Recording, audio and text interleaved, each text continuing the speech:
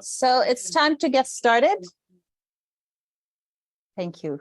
So welcome, everyone. It's a great pleasure to see so many people here today. I have a distinguished guest with me today. This is James Crossley. He didn't like what I just said. This is James Crossley. I didn't have to react. That's all. And he is a research professor in Bible, Society and Politics here at MF, and the academic director of the Center for the Critical Study of Apocalyptic and Millenarian, I can't say that word, movements, also called CENSUM. So this means, I guess you've all heard that he is the new Professor 2 at MF. And it is really great to have you here and to be allowed to present you for like MF faculty and also vice versa. So James is going to talk about violent apocalypticism and national myths today, the reception history of John Ball and the English Uprising of 1381. And most of you know the drill, but James does not necessarily. So the thing is that he'll have like 13 minutes, he knows that, for his talk, and then there will be like 13 minutes for like Q&A and discussion, and then we wrap it up.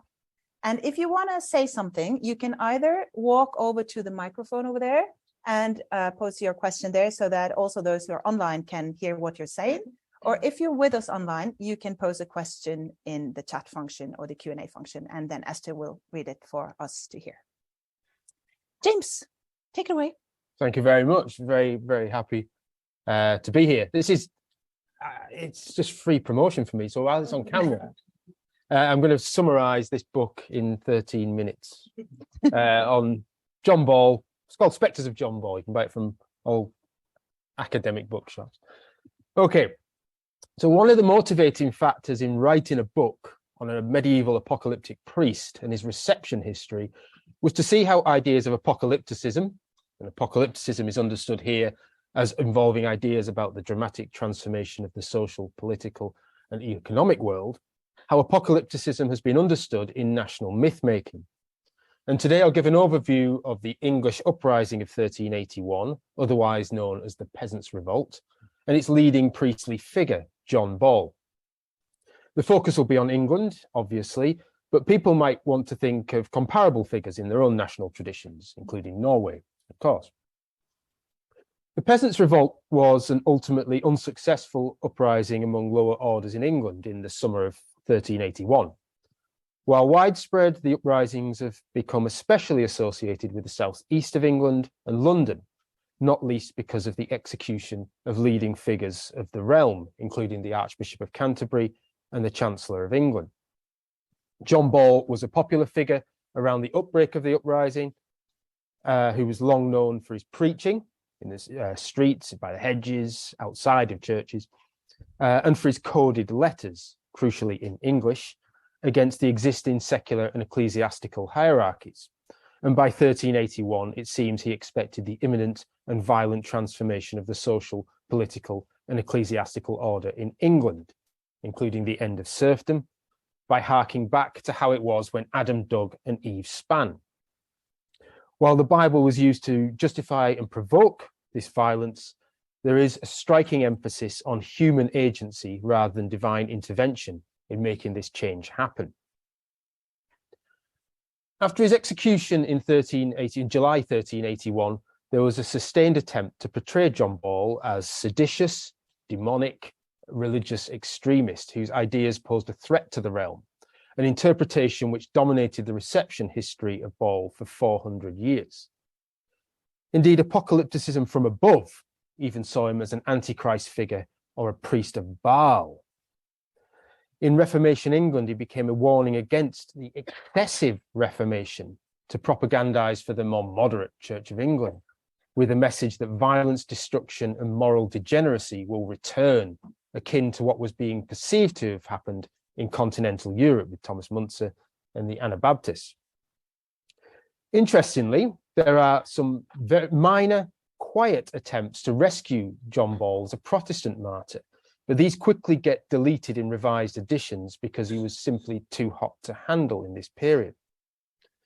He turns up all over the place, but he turns up as effectively the character of Jack Cade in Shakespeare's Henry VI Part 2, who's based directly on John Ball and played on fears of uprisings, rebellions, and megalomaniacal religion as the population of London was growing rapidly at the end of the 16th century.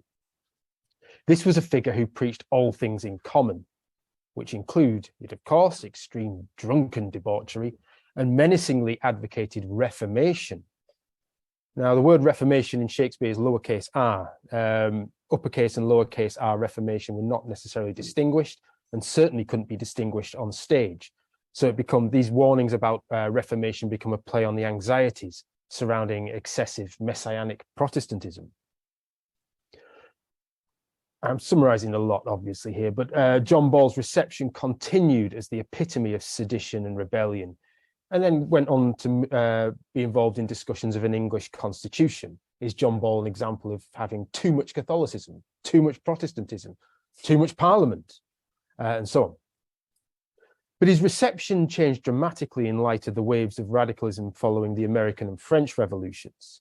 In the late 18th century and 19th century, he was quickly seen variously as a thinker of revolutionary violence, a political martyr, supporter of workers' rights and conditions, and an English identity grounded not in race and ethnicity, but rather in politics, chivalry, cultured interests, and radicalism, part of a romantic myth of lost Anglo-Saxon rights before the Norman invasion of 1066.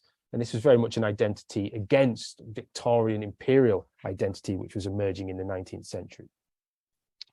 While parochial, there was a universalizing tendency to this interpretation, which justified bringing together Irish radicals and former slaves.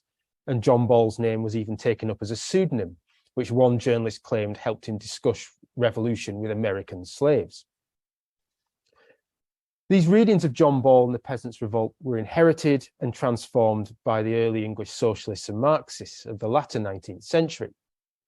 They inherited what was a problem, namely the idea that Ball was a failure, whose hope for transformation did not happen and had not happened after 500 years. But this problem was also an opportunity to popularize Marxist materialist conception of history and push for the transformation of the imminent future. Arguably more than anyone, the designer, writer, artist, translator, and in later life socialist, William Morris, was responsible for popularizing a historical materialist conception of history, and did so with reference to John Ball and the language of biblical apocalypticism and eschatology. Morris and his colleagues wanted to promote a Marxist understanding of the whole sweep of human history, from primitive communism, as they saw it, through slavery societies and feudalism to capitalism, in order to bring about the next transformation to socialism and then communism. As this was often a technical discussion, Morris wrote a fiction called A Dream of John Ball, serialized in 1866 to 1887, where he goes back in time under the name of the man from Essex to meet the rebels and talk with John Ball. Eventually, the man from Essex becomes an apocalyptic and eschatological seer who explains future history, and Ball is prepared to die for the cause. I'm pleased to discover that feudalism and serfdom will indeed end. He's then saddened to discover that capitalism will take over the role of exploitation, and the future socialist world that he dreamed of is many centuries away. It's explained that Ball is long before his time, and the dream that failed in medieval England will survive in future despite all the turmoils. And the time will come when Ball's dream will come to fruition, and the name of John Ball the martyr will be remembered and inspire hope for this future change beyond the change. But bringing about the change beyond the change still had to be done, of course, and it was now down to the people in the 19th century to fulfill Ball's vision, for which there was more scientific justification, Morris argued, for the end being nigh. The example of Ball was the example of the will needed in the present, the revolutionary attitude, determination, and heroism now required in the late 19th century, but with the qualification there would always be defeats and uncertainty. Morris cast a huge influence on English socialism and even liberalism and occasionally conservatism. His version of John Ball was effectively the John Ball for decades, though the reception of Morris's reception of John Ball went in all sorts of directions itself. This legacy was taken up enthusiastically among the working class movement and among the emerging labour movement, who strongly pushed the idea that John Ball was effectively the founder of English socialism. It was taken up by the suffragists, among whom William Morris was a popular figure for his perceived progressive views on women, and for whom John Ball was a helpful figure for his perceived egalitarianism. This was typically seen as an international tradition with parallel radical traditions among other nations and peoples. The idea that this homegrown radical tradition was not about race and ethnicity, but about politics, behavior, and socio-economic relations continued. But now the old myth about lost Anglo-Saxon rights was transformed into socialist thinking, into hopes for the great change in the future, though retrospectivity also remained in ideas about primitive communist impulse never leaving human societies, as indeed the frontispiece of William Morris's book indicates. It's got a picture of Adam and Eve toiling. This is a good thing. Ball was emphasized further in the face of fascism. In the 1930s, the idea of a popular front against fascism involved ensuring that a national tradition should be used in the struggle against fascism. And in England, John Ball became a central figure.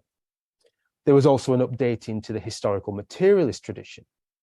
Fascism was seen as a block to the development of capitalism and a block to ensuring that the conditions for capitalism would develop for the transformation to socialism.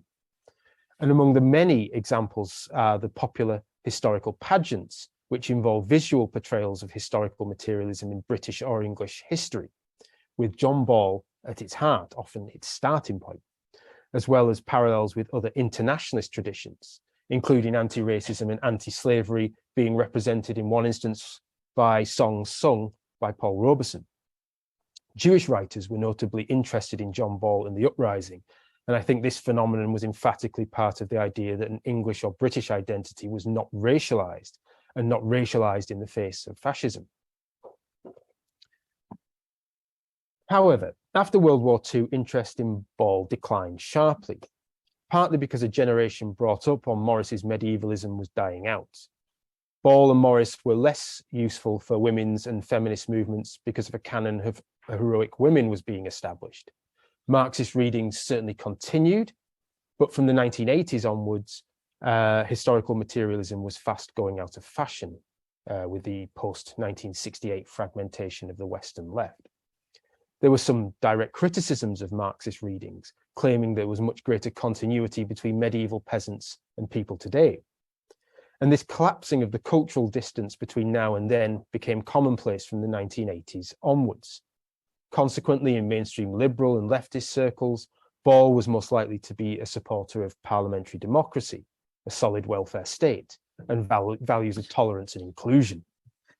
The most popular reading of John Ball was a folk hymn from 1981 called Sing John Ball, which has nothing to say about apocalyptic transformation of the world involving the beheading of an archbishop, but sings vaguely of love and the light that is coming in the morning.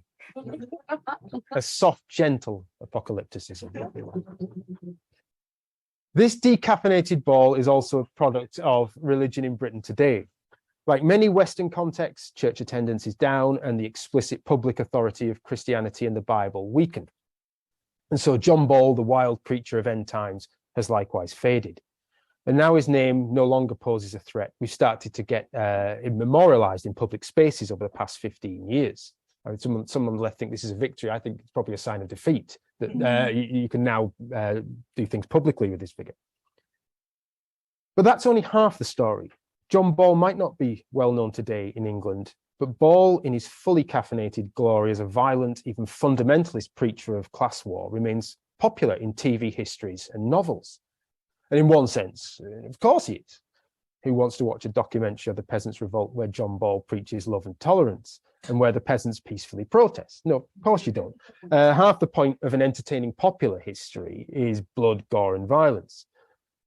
The idea that the political radicalism associated with Ball flourishes in mainstream popular culture rather than among the constrained parliamentary left is entirely in keeping, I think, with the presentation of violence and class conflict under neoliberal capitalism. Radical critique and anti-capitalist and anti-imperialist rhetoric has been absorbed into TV and film, where the performance of anti-capitalism and political radicalism can be done on our behalf at a safe and cultural and historical distance. Thank you. Is that 13 minutes?